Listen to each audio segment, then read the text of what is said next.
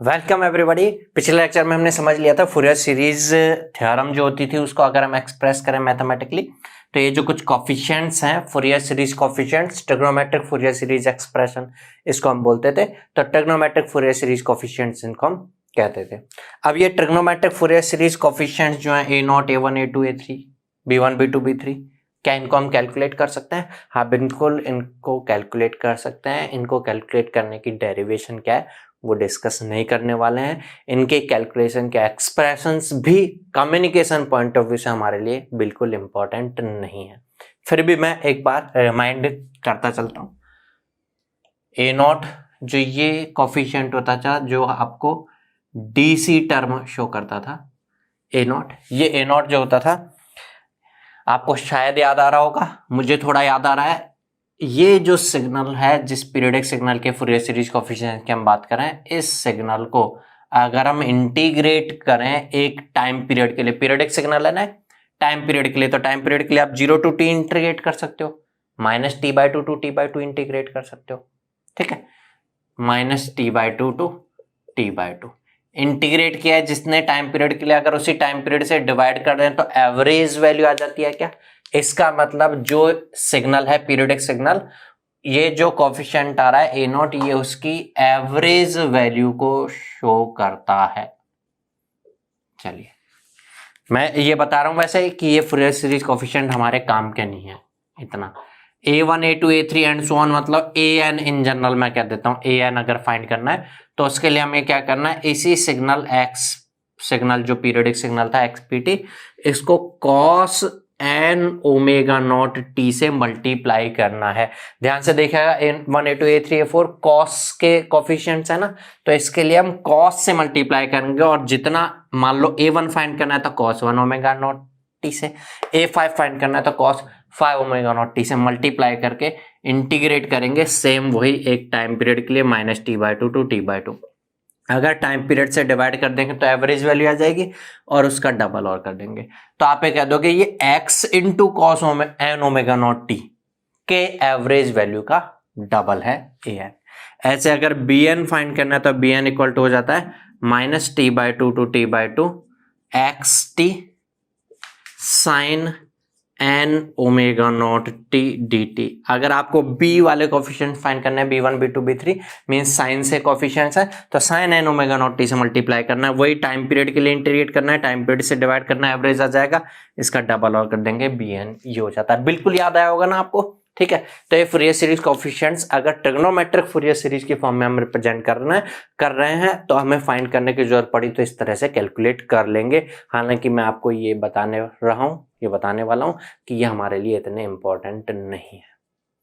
जो चीजें इंपॉर्टेंट है वो आपने सिग्नल्स एंड सिस्टम्स में पढ़ा होगा कि ये जो फूरियर सीरीज कोफिशिएंट्स जो बनकर के आते हैं, ये कोफिशिएंट्स साइन और कॉस की फंडामेंटल फ्रीक्वेंसी के डबल ट्रिपल मींस हार्मोनिक्स को रिप्रेजेंट कर रहे हैं। जो चीजें इंपॉर्टेंट रिजल्ट वहां पर आती हैं वो बस आपको माइंड में रखनी है। क्या मैं सही बता रहा हूं? ध्यान से देखिएगा। क्या आपको याद आ रहा है कि अगर सिग्नल E1 सिग्नल है, जिस सिग्नल के हमने फूरियर सीरीज एक्सपांशन किया है, वो सिग्नल अगर E1 सिग्नल है तो उसके फूरियर सीरीज एक्सपांशन में, अच्छा कॉस और साइन में से कौन सा सिग्नल E1 होता है? कॉस सिग्नल E1 होता है या साइन सिग्नल E1 होता है? कॉस E1 होता है। अगर सिग्नल E1 है तो कॉस वाली टर्म्स प्रेजेंट होंगी, साइन वाली टर्म्स जो है वो एब्सेंट होंगी, साइन टर्म्स आर एब्सेंट। सही याद आया क्या मेरे को? सही याद आ रहा है? आपको भी याद आ गया है ना? ये इंपॉर्टेंट है हमारे लिए क्वेश्चंस के पॉइंट ऑफ व्यू से। हमें सिग्नल्स एंड सिस्टम्स तो आप प्रैक्टिस करेंगे, वो सिग्नल्स एंड सिस्टम्स अलग से है। कम्युनिकेशन में जो चीज यूज में आने वाली है, केवल इसलिए मैं थोड़ा सा शॉर्ट में लेकर के चल रहा हूं। अच्छा, अगर सिग्नल ऑड सिग्नल है, अब आपको E1 सिग्नल कौन सा होता है, ऑड सिग्नल कौन सा होता है, ये पता होना चाहिए थोड़ा सा। अगर पता नहीं है अभी तो ये थोड़ा सा आप अपना रिसर्च करके अपने माइंड में डाल करके रख लीजिए, क्योंकि जब जरूरत पड़ेगी हमें क्वेश्चन सॉल्व करते टाइम पे तो हम इस बारे में जरूर बात करेंगे। ठीक है, और फिर भी अगर आपको अभी नहीं माइंड, अभी तो मेरा सजेशन है कि आप अपने माइंड में डाल लीजिए इसको सर्च कर करके। ठीक है, और फिर भी माइंड में नहीं रहते तो जब क्वेश्चन में जरूरत पड़ेगी तो मैं बताऊंगा। ऐसे अगर कोई सिग्नल ऑड सिग्नल है तो ऑड सिग्नल कौन सा होता है, साइन या कॉस, साइन होता है। साइन वाली टर्म्स तो होंगी, कॉस वाली टर्म्स एब्सेंट होंगी, कोसाइन टर्म्स आर एब्सेंट। मतलब कहना क्या चाहता हूं मैं, जब साइन टर्म्स एब्सेंट होंगी तो इसका मतलब ये वाली टर्म नहीं है, ये वाली टर्म नहीं है, मतलब ये कोफिशिएंट जीरो हो, तो B1 B2 B3 सारे जीरो आएंगे। किसमें, जब इवन सिग्नल की बात करें। ऑड सिग्नल्स की बात करें तो A1 A2 A3 A4 सारे जीरो आएंगे। तीसरी जो ज्यादा सबसे ज्यादा इंपॉर्टेंट है हमारे लिए, आगे क्वेश्चंस में भी काम में आएगा ये चीज। अगर कोई सिग्नल हाफ वेव सिमेट्री को फॉलो करता है, हाफ वेव सिमेट्रिक सिग्नल है, देन उस केस में, अब वो हाफ वेव सिमेट्रिक सिग्नल है, ठीक है, वो इवन भी हो सकता है, वो ऑड भी हो सकता है, इसकी बात नहीं कर रहे हम, हाफ वेव सिमेट्रिक की बात करें, देन उस केस में साइन, मैं ये नहीं कह रहा कि इवन है, मैं ये नहीं कह रहा ऑड है, जैसा चाहे हो सकता है, तो जैसा है तो जनरल बात करें, तो इस केस में केवल ऑड हार्मोनिक्स प्रेजेंट होती हैं। ऑड हार्मोनिक्स प्रेजेंट होंगी मींस डबल वाली, टू इवन वाली नहीं प्रेजेंट होगी। ऑड हार्मोनिक्स का मतलब, हार्मोनिक्स का मतलब यहाँ पे हम एफ नॉट के मल्टीपल्स की बात कर रहे थे, तो एफ नॉट का 1 मल्टीपल प्रेजेंट होगा, 2 मल्टीपल प्रेजेंट नहीं होगा, 3 मल्टीपल प्रेजेंट होगा, 4 मल्टीपल प्रेजेंट नहीं होगा। इसलिए इससे रिलेटेड जो कोफिशिएंट्स हैं वो A2 आएगा कॉस वाली में और B2 आएगा साइन वाली में। इससे रिलेटेड जो आएगा वो A4 आएगा कॉस वाली में, B4 आएगा साइन वाली में। ये सब नहीं प्रेजेंट होंगे, ऑड वाले प्रेजेंट होंगे, इवन वाले एब्सेंट होंगे। तो इसमें only odd components, only odd harmonic components present. अब आपको याद आ गया होगा। अब जब हम क्वेश्चन करेंगे ना आगे जाके, कम्युनिकेशन जब पढ़ रहे होंगे, तो कहीं पर यही चीज यूज में आएगी, इसलिए मैंने ये डिस्कस कर लिया है आपके साथ, ठीक है। तो अब मैंने ये बता दिया, ये ट्रिग्नोमेट्रिक फूरियर सीरीज होती है, ये ट्रिग्नोमेट्रिक फूरियर सीरीज कोएफिशिएंट्स होता है, इनको कैलकुलेट करने की जरूरत पड़ी तो मैंने आपको याद दिला दिया, ये होता है। इनके कैलकुलेशन की जरूरत पड़ी तो कर लेंगे, लेकिन फाइनल कंक्लूजन से ये और कुछ हैं स्पेशल पॉइंट्स जो यूज में आते रहते हैं, तो ये स्पेशल पॉइंट्स भी आपको माइंड में रखने होंगे, कम्युनिकेशन में भी जरूरत पड़ सकती है इनकी, और पड़ेगी, मैं बता रहा हूँ पड़ेगी आगे जाके क्वेश्चंस में।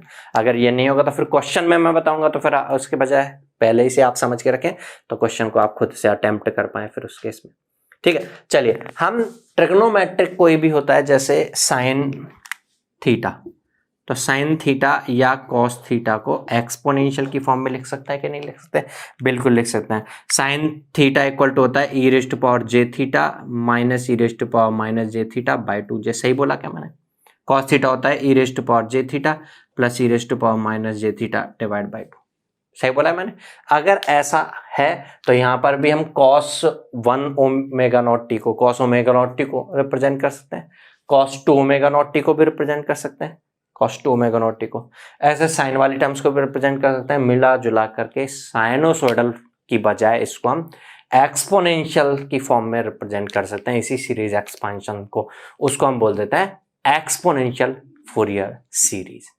और उस केस में एक्सपोनेंशियल फूरियर सीरीज कैसे बनेगी, कैसे कोफिशिएंट्स होंगे, वो हमारे लिए कम्युनिकेशन पॉइंट ऑफ व्यू से in comparison of trigonometric Fourier series और ट्रिग्नोमेट्रिक फूरियर सीरीज कोफिशिएंट्स के कंपैरिजन में ज्यादा इंपॉर्टेंट रहने वाली है, इसलिए उस पर ज्यादा अच्छे से फोकस करना है हमें।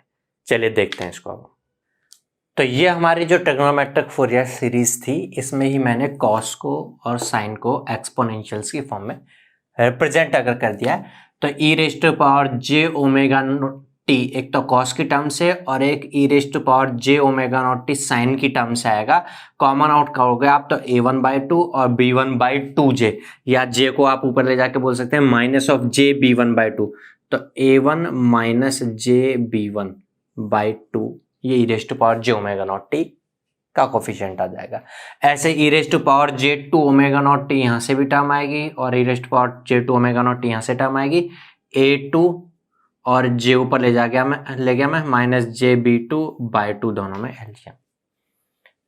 ऐसे e raise to power minus j omega not t की टर्म भी आएगी, same a1 minus j b1/2। E raise to power minus j 2 omega not t term से a2 माइनस जे b2/2, ऐसा करके ये।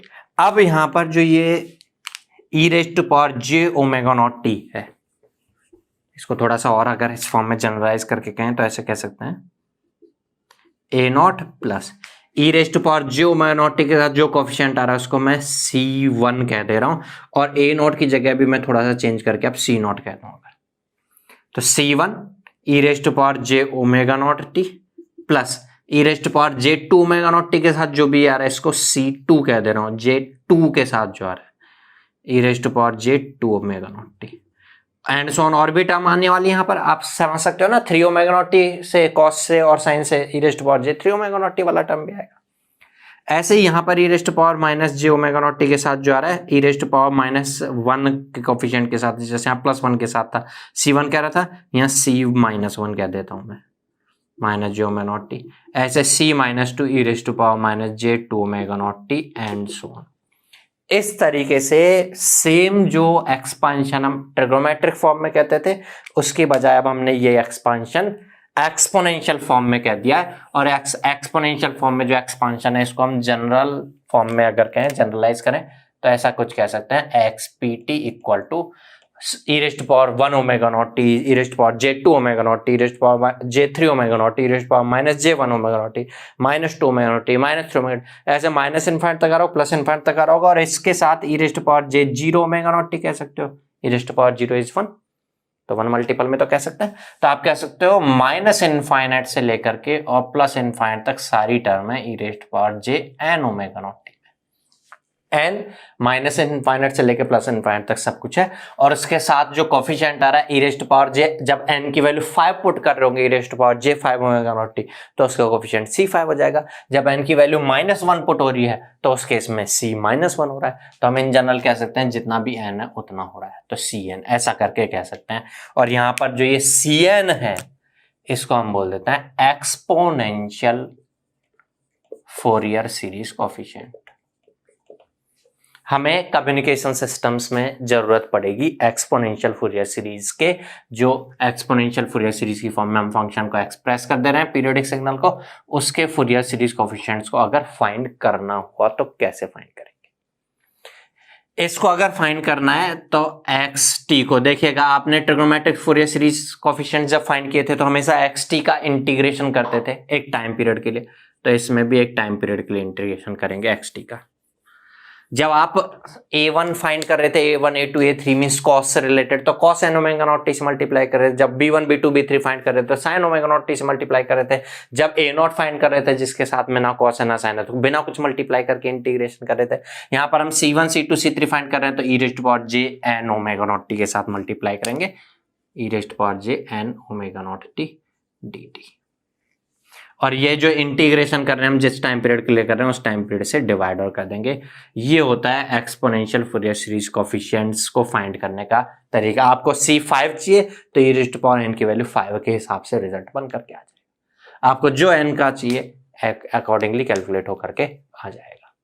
अब हमें कुछ स्टैंडर्ड सिग्नल्स हैं जिनके फूरियर सीरीज कोफिशिएंट्स की जरूरत पड़ सकती है, वो कैलकुलेट करके रख लेते हैं इस लेक्चर में, फिर उसके बाद हम फूरियर ट्रांसफॉर्म पर स्विच करेंगे नेक्स्ट लेक्चर में। चलिए देखते हैं कुछ स्टैंडर्ड सिग्नल्स हैं जिनके फूरियर सीरीज कोफिशिएंट्स हमें देखना है, और कम्युनिकेशन सिस्टम में जो जरूरत पड़ने वाले केवल वही देखने वाले हैं, हम बाकी पर ध्यान नहीं देने वाले। ठीक है, तो सबसे फर्स्ट हम देख रहे हैं, पहली बात तो अगर आपसे कोई फूरियर सीरीज कोफिशिएंट्स पूछता है तो आप ट्रिग्नोमेट्रिक फूरियर सीरीज कोफिशिएंट्स भी बता सकते हैं, एक्सपोनेंशियल फूरियर सीरीज कोफिशिएंट्स भी बता सकते हैं, लेकिन हमें जरूरत पड़ने वाली है एक्सपोनेंशियल्स की, इसलिए एक्सपोनेंशियल पर फोकस करेंगे।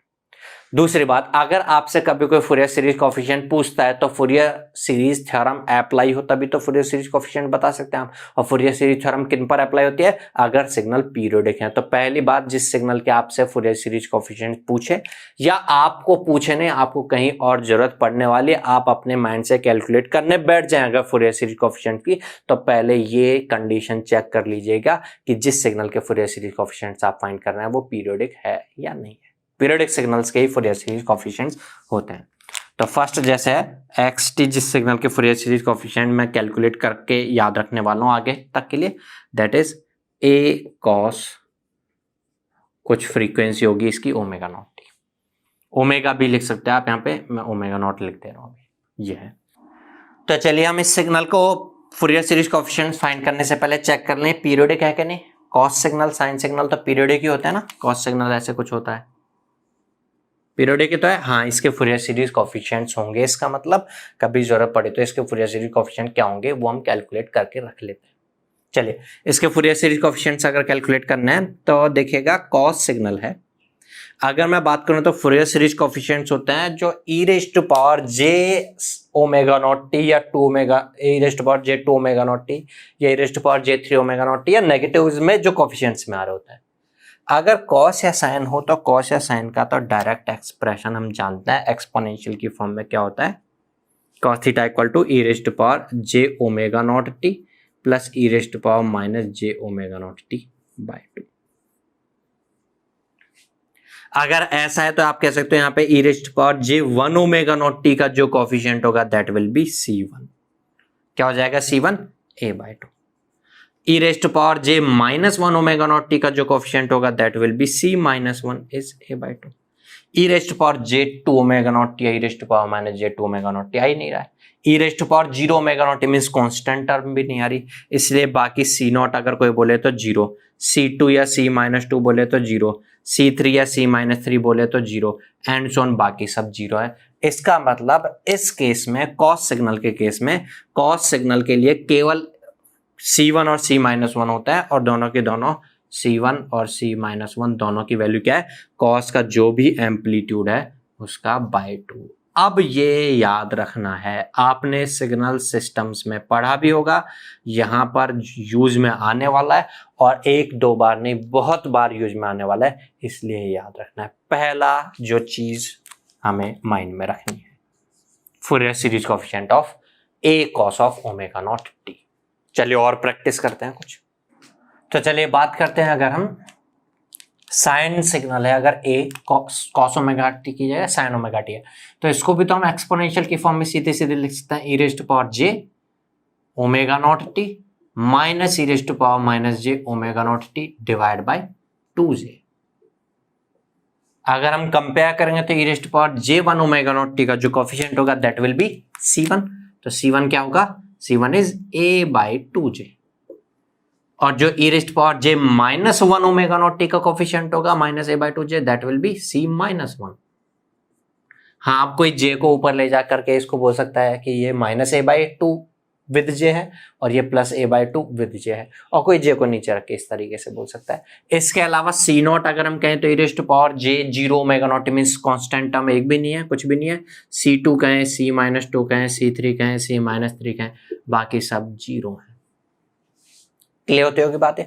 तो हम देखो कम्युनिकेशन सिस्टम्स में स्पेशली एनालॉग कम्युनिकेशन सिस्टम को समझना चाहते हैं अगर, तो उसकी नींव रख रहे हैं, बिल्कुल नींव का जो सबसे छोटा नीचे वाला पत्थर है ना वो रख दिया है हमने। कॉस और साइन दोनों सिग्नल्स की अगर हम बात करें तो इनके कोएफिशिएंट केवल c1 और c माइनस 1 होता है। कॉस के केस में दोनों सेम होते हैं, कॉस का जितना भी एम्पलीट्यूड है बाय 2 कर दो, ये होता है। साइन के केस में भी c1 और c माइनस 1 दोनों सेम नहीं होते हैं। अब यहाँ पर c1 और c माइनस 1 एक दूसरे के नेगेटिव होते हैं, इतना समझ में आ गया। क्या होता है c1 होता है a बाई 2j और c माइनस 1 होता है माइनस a बाई 2j। ये माइंड में रखना है अब हमें, ठीक है। और भी कुछ है जिनके फूरियर सीरीज कोएफिशिएंट्स पता रहने चाहिए हमें, जैसे अगर मैं इसी में एक समझने वाली चीज ऐसा करता हूं, एक सिग्नल है xt equal to 5 cos 2 pi t plus 3 cos 6 pi t, ऐसा कुछ। बिल्कुल आया समझ में हमें। पहली बात तो ये सिग्नल पीरियोडिक होना चाहिए अगर हम फूरियर सीरीज कोएफिशिएंट्स फाइंड करने वाले हैं। तो आपने सिग्नल सिस्टम्स में पढ़ा होगा, अगर एक टर्म की बजाय मल्टीपल टर्म्स आपस में मिलजुल करके रिजल्टिंग बना रही है टर्म, अगर उन टर्म्स में से एक भी नॉन पीरियोडिक हुआ तो रिजल्ट तो नॉन पीरियोडिक होगा। लेकिन सारे पीरियोडिक हुए, ये इंडिविजुअल पीरियोडिक है, ये इंडिविजुअल पीरियोडिक है, तो रिजल्ट भी पीरियोडिक होने के लिए एक स्पेशल कंडीशन होती थी। क्या? इसका टाइम पीरियड हम बात करें, time period t equal to क्या होगा, ये तो ओमेगा होता है, 2 पाई बाई दैट ओमेगा कर दें तो 2 पाई बाई 2 पाई मीन्स 1। इसका टाइम पीरियड क्या होगा, T2 equal to 2 pi by 6 pi means 1/3। T1 और T2 दोनों रेशनल, T1 और T2 का जो रेशियो बनना चाहिए दैट मस्ट बी रेशनल, बन रहा है ना 1/1/3 रेशनल बन रहा है। रिजल्टिंग टाइम पीरियड क्या होता था, रिजल्टिंग टाइम पीरियड क्या होता है, इन दोनों का एलसीएम, 1 और 1/3 का एलसीएम रिजल्टिंग टाइम पीरियड हो जाएगा। और एलसीएम अगर हमें फाइंड करना हो तो ऊपर वाले न्यूमरेटर्स का तो एलसीएम डिवाइड बाय नीचे वाले का एचसीएफ, रिजल्टिंग एलसीएम हो जाएगा। तो 1 और 1 का एलसीएम इज 1, 3 और 1 का HCF is 1, 1 is the resulting time period. आप समझ भी सकते हो रिजल्टिंग टाइम पीरियड 1 में इसकी एक साइकिल ही कंप्लीट हो रही क्योंकि इसका एक टाइम पीरियड है, इसकी 3 साइकिल कंप्लीट हो जाएंगे क्योंकि इसका टाइम पीरियड 1/3। ये कुछ ऐसा एग्जाम्पल हम समझना चाहें तो कि मैं मान लो जॉगिंग करने जाता हूं, ठीक है, और मेरा एक दोस्त है वो भी जॉगिंग करने आता है, एक पार्क में मिलते हैं हम। मैं ऐसा बंदा हूं कि हर रोजाना जॉगिंग नहीं करता हूं बल्कि हर 2 दिन के बाद जॉगिंग करता हूं, मतलब मेरा जॉगिंग का जो टाइम पीरियड रिपीटेशन का है वो 2 डेज है। जो मेरा फ्रेंड है वो हर 3rd डे जॉगिंग करता है, वो हर 3 दिन के बाद जॉगिंग करने आता है। हम पार्क में मिलते हैं किसी दिन, ठीक है, उसके बाद वापस से हम मिलेंगे कभी, फिर वापस से कभी मिलेंगे हम, तो ये हम दोनों का मिलजुल करके टाइम पीरियड होगा। मान लो एक अंकल हैं, वो देखते हैं कि हाँ ये दोनों साथ में जॉगिंग करते हुए नजर आ रहे हैं, तो वापस ऐसा कभी नजर आएगा, फिर वापस ऐसा कभी नजर आएगा, कितने दिन के बाद नजर आएगा, तो मैं हर दूसरे दिन जाता हूं, मैं फर्स्ट डे गया, फिर सेकंड डे छोड़ के 3rd डे गया, मतलब हर 2 दिन के बाद जा रहा हूं। और वो दूसरे दिन तो आने वाला नहीं हो, तो 3 दिन के बाद आएगा, वो अगले 3 दिन बाद जब आ रहा होगा तब मैं नहीं मिलूंगा क्योंकि मैं दूसरे के बाद फिर चौथे दिन आने वाला हूं। हम 6th डे तो आपस में मिलेंगे। ये 6 जो हुआ ये 2 और 3 का एलसीएम ही तो हुआ ना। ऐसा ही है कि ये हर 1 टाइम पीरियड के बाद रिपीट होता है, ये हर 1/3 टाइम पीरियड के बाद रिपीट होता है। दोनों का टाइम पीरियड रिजल्टिंग क्या हो जाएगा, दोनों का एलसीएम, 1 और 1/3 का एलसीएम, और वो हम कैलकुलेट कर रहे हैं ये 1। और आप कह सकते हो ना इस टाइम पीरियड में इसकी कुछ कंप्लीट साइकिल हो रही होंगी, इसकी कुछ कंप्लीट साइकिल हो रही होंगी। चलिए यहां तक की ये बात हुई। अब क्वेश्चन ये है कि अगर हमें ये सिग्नल रिजल्ट पीरियडिक है, टाइम पीरियड भी इसका हमें समझ में आ गया, इसके फूरियर सीरीज कोफिशिएंट्स फाइंड करने हैं अगर, तो आप चलिए इसको भी कॉस या साइन अगर दिख जाए तो एक्सपोनेंशियल में सीधे ही लिख सकते हैं हम, ठीक है। फिर हमें सीएन का एक्सप्रेशन अप्लाई करने की जरूरत नहीं है, सीएन का फॉर्मूला अप्लाई करने की जरूरत नहीं है। तो आप इसको अगर एक्सटी सिग्नल को लिखोगे तो ऐसा लिख सकते हो, x t equal to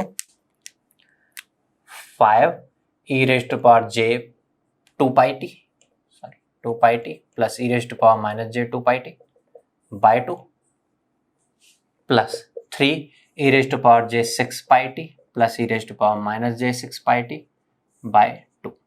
cos cos है दोनों, ठीक है, ऐसा आ रहा है। अब अगर मैं ये कह दूं कि ये 2 pi is omega naught is 2 पाई, तो मैं कह दूंगा ये 1 omega not t minus 1 omega not T, और ये उसका triple omega naught t minus triple omega naught t है। लेकिन एक्चुअल में हमें क्या समझना है, रिजल्टिंग सिग्नल का टाइम पीरियड समझते फिर कमेंट करना है क्या है ओमेगा नॉट, ठीक है। हो सकता है यही हो। हम रिजल्टिंग सिग्नल का टाइम पीरियड देखें तो क्या आ रहा है, 1 आ रहा है। टाइम पीरियड 1 है तो एफ नॉट क्या आ रहा होगा, फंडामेंटल टाइम पीरियड है ना, फंडामेंटल फ्रीक्वेंसी 1/1 आ रही होगी।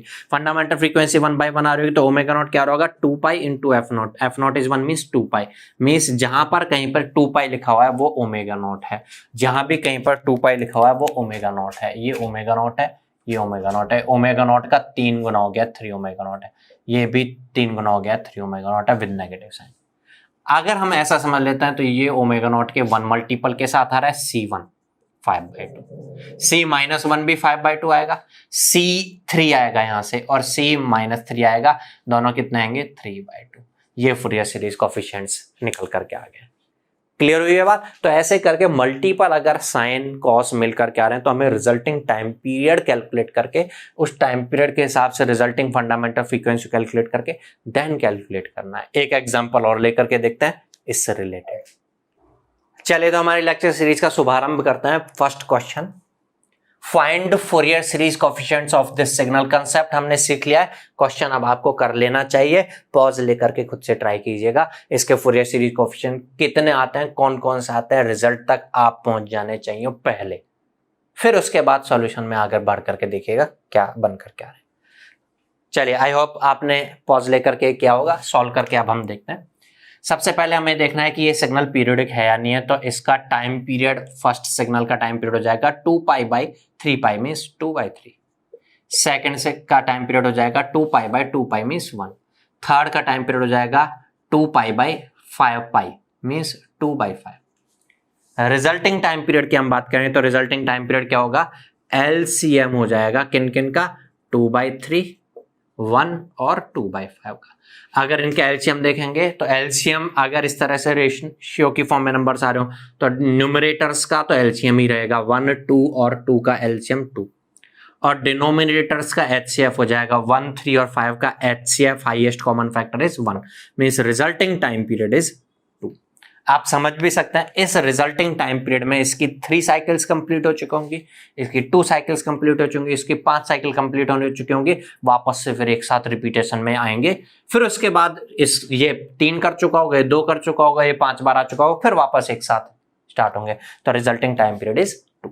अब रिजल्टिंग टाइम पीरियड अगर 2 हो गया तो रिजल्टिंग फ्रीक्वेंसी जिसको हम फंडामेंटल फ्रीक्वेंसी बोलते हैं 1/2 हो जाएगी। रिजल्टिंग फ्रीक्वेंसी 1/2 हो जाएगी तो ओमेगा नॉट क्या हो जाएगा, 2πf0। 2πf0 means 2π/1 multiply by 1/2 means pi. Resulting time ये जो हो गया ओमेगा नॉट पाई हो गया। चलिए अब हमें इसके फूरियर सीरीज कोएफिशिएंट चाहिए। तो अगर कॉस या साइन की फॉर्म में है तो आपको एक्सप्रेशन फूरियर सीरीज कोएफिशिएंट का ये माइंड में लेके आने की जरूरत नहीं है। ये होता है ना फूरियर सीरीज कोएफिशिएंट फाइंड करने का एक्सप्रेशन, अभी डिस्कस किया था हमने, ये नहीं करना। अगर साइन कॉस के फॉर्म में तो सीधे खुद से लिखिए एक्सपोनेंशियल्स की फॉर्म में, लिखा हमने एक्सपोनेंशियल्स की फॉर्म में तो ये बना 2e⁻j3πt प्लस e⁻−j3πt/2 कॉस था क्योंकि ये साइन है तो 4e⁻j2πt माइनस e⁻−j2πt/2j, ये कॉस है फिर से, plus 3e⁻j5πt plus e⁻−j5πt/2 cos था क्योंकि।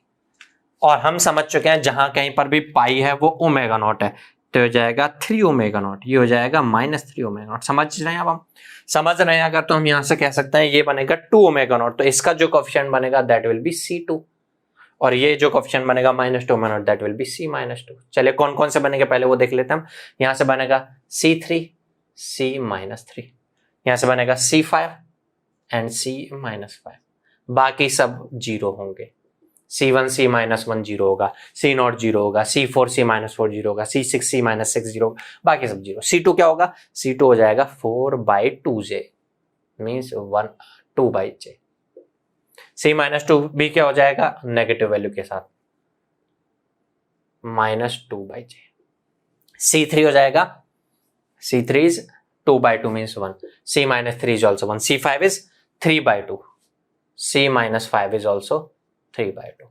तो ये फूरियर सीरीज कोएफिशिएंट्स हो गए। अब हमारे सामने कोई सा भी साइनसोइडल सिग्नल आ जाए, अकेला आ जाए, साइन आए, कॉस आए, टर्म्स मिलकर के आ रही हो साइन कॉस की, हम उसके फूरियर सीरीज कोएफिशिएंट्स निकाल सकते हैं, बशर्ते कि हमें रिजल्टिंग टाइम पीरियड निकालना आता हो, तभी बात कर पाएंगे हम कौन कौन से फूरियर सीरीज कोएफिशिएंट्स हैं।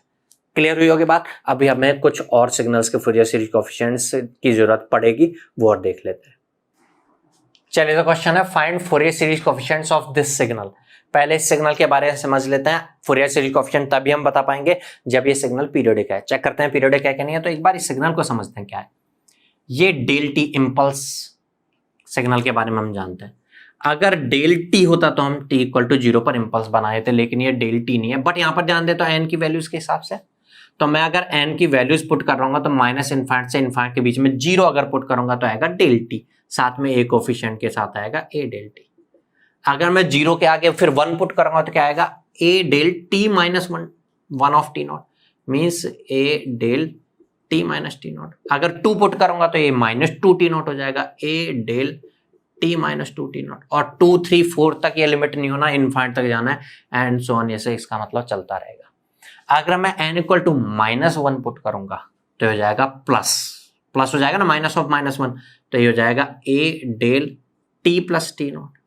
ऐसे -2 पुट करूंगा तो हो जाएगा del t + 2t naught and so on, और भी टर्म्स होने वाली है।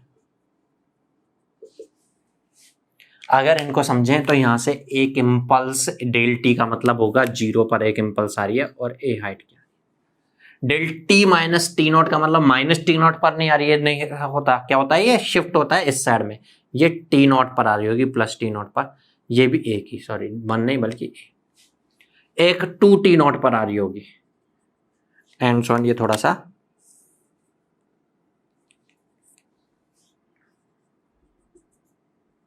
3t0 पर आ रही होगी, फिर उसके बाद एंड सो ऑन, फिर 4t0 पर आ रही होगी, एंड सो ऑन चलती रहेगी। ऐसे यहां पर हम देखें तो -t0 पर भी आ रही है, -2t0 पर भी आ रही है। चलिए नींव का दूसरा पत्थर रखने जाने अब हम कम्युनिकेशन सिस्टम के। पहला पत्थर रख चुके हैं, हम दूसरा पत्थर रख रहे हैं। ये इम्पल्स ट्रेन जो होती है, अब इसको आप देखें तो ये पीरियोडिक है या अपीरियोडिक है? पीरियोडिक है, क्योंकि बार बार वही चीज रिपीट हो रही है। क्या? एक इंपल्स आया, फिर थोड़ी देर बाद फिर इंपल्स आया, फिर थोड़ी देर बाद फिर इंपल्स आया, रिपीटेशन के साथ ये पीरियोडिकली रिपीट हो रही है, इसलिए सिग्नल पीरियोडिक है। और टाइम पीरियड कितना है इस सिग्नल का? इस सिग्नल का टाइम पीरियड नजर आ रहा है हमें t0 है। हर t0 टाइम के बाद रिपीट हो रही है ना, टाइम पीरियड इज t0। अगर टाइम पीरियड t0 है तो फंडामेंटल फ्रीक्वेंसी जो कि होती है 1 टाइम पीरियड मींस 1/t0 होगी। इसलिए फंडामेंटल फ्रीक्वेंसी एंगुलर की फॉर्म में ω0 अगर हम कहेंगे तो हो जाएगा 2π/t0। चलिए यहां तक की बात हमें समझ में आती है। क्या ये सिग्नल जो है इसको हम कॉस या साइन का सिग्नल है जिससे खुद अपने आप से एक्सपोनेंशियल की फॉर्म में लिख पाए? नहीं। इसलिए अब अगर इस पीरियोडिक सिग्नल के फूरियर सीरीज कोएफिशिएंट्स फाइंड करना है तो फिर हमें एक्सप्रेशन यूज में लेना पड़ेगा फूरियर सीरीज कोएफिशिएंट्स का। Cn इक्वल टू क्या होता था? इंटीग्रेशन एक टाइम पीरियड के लिए -t0 से लेकर t0/2, जिस सिग्नल के फूरियर सीरीज कोएफिशिएंट फाइंड कर रहे हैं उसको e⁻j⁰ से मल्टीप्लाई करके इंटीग्रेट करना होगा। n कौन सा है फाइंड करना है, उसके हिसाब से एक्सपोनेंशियल मल्टीप्लाई करना होता था, डिवाइड बाय टाइम पीरियड, तो ये Cn आता था। अगर मैं यहां पर -t/2 देखूं, टाइम पीरियड है ना t, तो ये t0 जहां पर लिखा होगा वो t ही तो है, तो -t/2 यहां कहीं पर आ रहा होगा, सॉरी +t/2 और -t/2 यहाँ पे आ रहा होगा। भाई ये है -t0 जहां पे वहां -t/2 से लेके +t/2 तक अगर हम इंटीग्रेशन करेंगे तो ये पार्ट है, और ये पार्ट है तो इसमें एक इंपल्स आ रही है। भाई xt का मतलब ये वाली इंपल्स, -t/2 से लेके +t/2 तक ये इंपल्स ही तो है, तो आप इस xt की जगह से ले सकते हो कि -t/2 से लेके t/2 तक में xt का मतलब तो एक इंपल्स आ गया है, और वो इंपल्स कितनी कोएफिशिएंट के साथ है? a के साथ। अच्छा, अब आपको ये थोड़ा सा पता होगा सबको कि अगर डेल्टी सिग्नल को किसी भी xt से मल्टीप्लाई करते हैं, देखिएगा ये कोई भी सिग्नल है xt, इसको हम डेल्टी से मल्टीप्लाई करते हैं, डेल्टी सिग्नल होता है ऐसा कुछ, इसे मल्टीप्लाई करते हैं, तो जब इनको मल्टीप्लाई करेंगे तो इन सारे टाइम्स पर, नेगेटिव्स पर, पॉजिटिव्स पे ये xt चाहे कुछ भी होता रहे, मल्टीपल में तो 0 है, 0 हो जाएगा। लेकिन 0 टाइम पर जितनी भी इसकी वैल्यू होगी वो मल्टीपल में आ जाएगी डेल्टी के साथ। मान लो इसकी वैल्यू जितनी है, 5 है, 2 है, नेगेटिव है, पॉजिटिव है, मतलब x की 0 पर जो वैल्यू वो हो जाती थी। इसलिए xt इंटू डेल्टी को हम ऐसे बोल देते हैं ना, डेल्टी ही रहेगा क्योंकि बाकी सब जगह पर 0 रहेगा, लेकिन कितनी वैल्यू के साथ रहेगा? x0 into डेल्टी। ये बिल्कुल याद आया होगा आपको, प्रॉपर्टी ऑफ इम्पल्स सिग्नल्स आपने डिस्कस की होंगी सिग्नल्स एंड सिस्टम्स में, बहुत इंपॉर्टेंट, यहां पर भी यूज में आता रहेगा। ठीक है, तो आप डेल्टी इंटू दिस करोगे तो xt मींस इसकी वैल्यू 0 पर, और e⁻0 क्या होता है? 1, तो ये रह जाएगा a डेल्टी dt। 1 मल्टीपल कर दिया ना हमने, ठीक है, -t/2 से लेके t/2 तक 1/t। आप इसको इंटीग्रेट करोगे तो कोफिशिएंट जो होता है वो, इंटीग्रेशन का मतलब एरिया होता है, डेल्टी का जो कोफिशिएंट होता है वो एरिया होता है, a आ जाएगा। बट उसको इंटीग्रेट करना होगा, ये a इंटीग्रेशन से कोफिशिएंट जो है वही बन के आ जाएगा, साथ में डिवाइड बाय t। तो आप ये कह दोगे Cn जो होगा, n की वैल्यू कुछ भी हो, कोई फर्क नहीं पड़ता, क्योंकि एक्सपोनेंशियल चाहे कुछ भी होता, आप कैसा भी बन रहा होता, आप टाइम t इक्वल टू 0 पर वैल्यू से मल्टीप्लाई करोगे, e⁻0 तो 1 होता है, इसलिए रिजल्ट a/t ही आएगा। इंपल्स सिग्नल का Fourier series coefficient Cn, impulse signal नहीं, सॉरी, इंपल्स रिपीटेशन में जो है इसको हम इंपल्स ट्रेन बोल देते हैं। अब ये हमें माइंड में रखना है, इंपल्स ट्रेन, इसका फूरियर सीरीज कोएफिशिएंट क्या होता है? जो इंपल्स ट्रेन की हाइट है डिवाइड बाय जो इंपल्स ट्रेन वापस से रिपीट जितने टाइम पीरियड के साथ हो रही है, a/t। ये माइंड में रखना है, बहुत जरूरत पड़ेगी इसको आगे सब्जेक्ट में पढ़ते टाइम पर। ठीक है, तो ये हमने फूरियर सीरीज का थोड़ा सा जो बेसिक रिक्वायरमेंट है वो डिस्कस कर लिया है। मिलते हैं नेक्स्ट लेक्चर में, तब तक के लिए गुड बाय, थैंक यू।